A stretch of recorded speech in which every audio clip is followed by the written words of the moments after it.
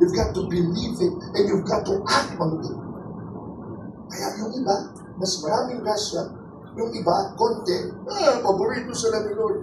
Kaya maraming grasya. Alam niyo, teacher ako eh. Naniwala naman kayo, no? Principal po galing ko, lugay. Alam niyo kung paano nangyari, no? O kami matagiya sa school. Kami mga teachers, tingnan ninyo. Magtuturo kami, 40 students, for example. 30 students. Parehas lang ang tinuro namin lesson. Parehas.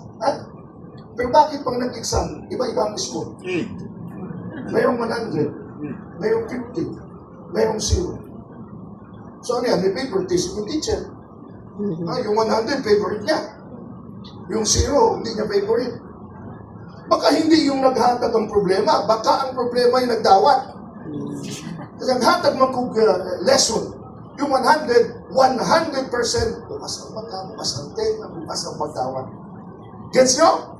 Yung 50, tungan lang. Yung 0, tulok. Absent.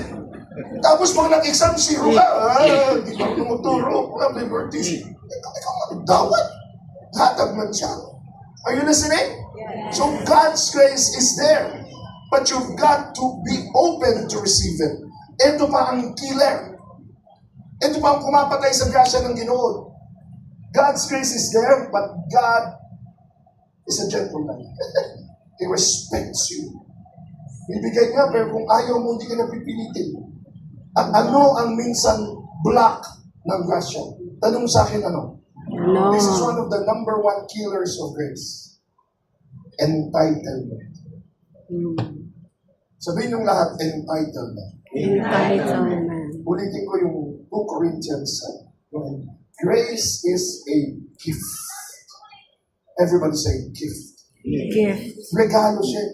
At pag niregaluhan niya, you may or may not deserve it.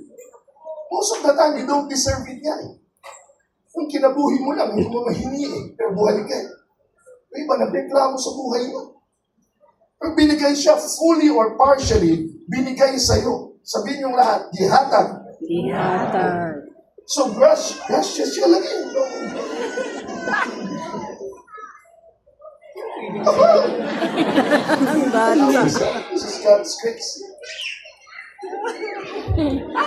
Amen. Anak mo, ba't pinata ka ba? Okay. Luwa-luwa sa ta.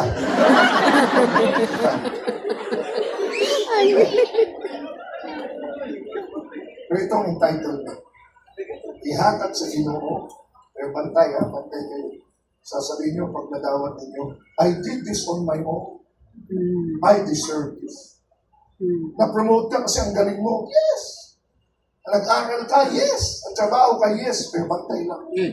Bantay lang kasi baka tinatanggal mo yung source. Kanina nag-talk ako sa mga givers para tayo mga grateful. Sabihin yung lahat, grateful. Pag binuksan ka, may tubig ka. Tama? Pero may tubig ka hanggang ikaw nakakabit sa source. Pero huwag mong isipin na grateful ka, sa'yo galing yung tubig. Sa'yo di paagi.